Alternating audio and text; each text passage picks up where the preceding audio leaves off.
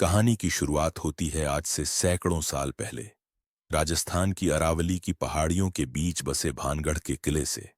आज यह जगह वीरान और खंडहर में तब्दील हो चुकी है। लेकिन एक समय था जब यह किला एक भव्य राजमहल था, जो अपनी शान, वैभव और सुंदरता के लिए प्रसिद्ध था। कहा जाता है कि इसकी खूबसूरती किसी स्वर्ग से कम नहीं थी।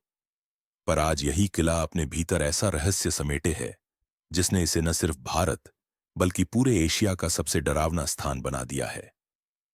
भानगढ़ का किला 16वीं शताब्दी में राजा माधव सिंह ने बनवाया था, जो अकबर के नवरत्नों में से एक राजा मानसिंह के छोटे भाई थे। उस दौर में किला बेहद शानदार था, जिसमें मंदिर, महल, बाजार और बाग बगीचे भी मौजूद थे। लेकिन भानगढ़ की किस्मत में शांति ज्यादा देर टिक नहीं पाई। भानगढ़ न केवल अपने वैभव के लिए बल्कि यहाँ की राजकुमारी रत्नावती की अनुपम सुंदरता के लिए भी प्रसिद्ध था। उनकी सुंदरता ऐसी थी कि किला भी उनके सामने फीका लगता।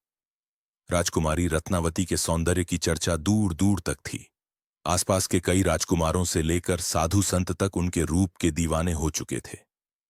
कई शाही परिवारों से विवाह प्रस्ताव आए, लेकिन रत्नावती ने किसी को भी स्वीकार नहीं किया। उनकी सुंदरता की तुलना स्वर्ग की अप्सराओं से की जाती थी। लेकिन इस खूबसूरती के पीछे एक रहस्य छुपा था, एक ऐसा रहस्य जिसने इस किले को, खंडहर और इसकी कहानी को श्राप में बदल दिया। रत्नावती की किस्मत से जुड़ा था एक तांत्रिक, सिंधु सेवड़ा। वह काले जादू का झाता था, जो भानगढ़ के पास एक गुफा में तपस्या करता था। वह क्रूर, लालची और अंधेरे की शक्तियों का उपासक था। उसे जब पहली बार रत्नावती को देखा तो वह मंत्रमुग्ध हो गया। उसने ठान लिया कि वह उन्हें हासिल करेगा, किसी भी कीमत पर। सिंधु ने अपनी काली शक्तियों का सहारा लिया।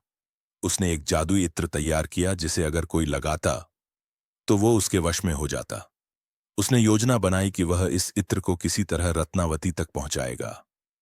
एक दिन जब राजकुमारी बाजार आई, सिंधु ने एक इत्र विक्रेता को वश में कर इत्र की शीशी उसके पास भिजवा दी। रत्नावती की नजर जैसे ही उस शीशी पर पड़ी, उन्हें एक अजीब एहसास हुआ, एक हल्का सा भ्रम, मानो कोई उन्हें अपनी ओर खींच रहा हो। लेकिन वो समझदार थीं। उन्होंने तुरंत भांप लिया कि कुछ गड़बड़ है। उन्होंने वह शीशी उठाई और जमीन पर पटक दी।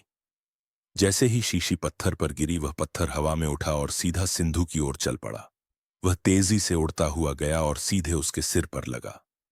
सिंधु जमीन पर गिर पड़ा और मरते मरते उसने भानगढ़ को श्राप दिया, यह किला हमेशा के लिए उजड़ जाएगा, इसके सारे निवासी मारे जाएंगे और यह स्थान एक भूतिया खंडहर बन जाएगा।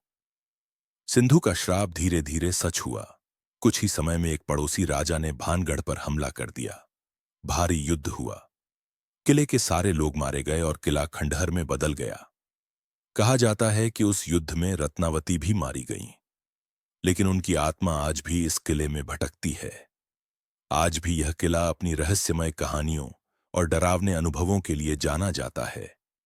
स्थानीय लोगों का कहना है कि सूर्यास्त के बाद यहां अजीब अजीब आवाजें सुनाई देती हैं। कोई गाता है, कोई रोता है, कोई चीखता है।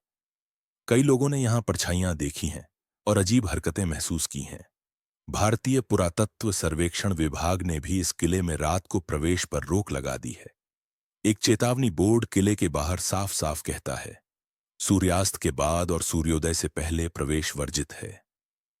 भानगढ़ का किला आज भी खड़ा है, एक शापित प्रेम कथा, एक अधूरी दास्तान और रहस्यमय इतिहास को अपने भीतर समेटे हुए। यह कहानी है सौंदर्य, लालच, तंत्र और विनाश की, और शायद किसी आत्मा। अगर आपको ऐसी कहानियां पसंद आती हैं, तो चैनल को जरूर सब्सक्राइब करें।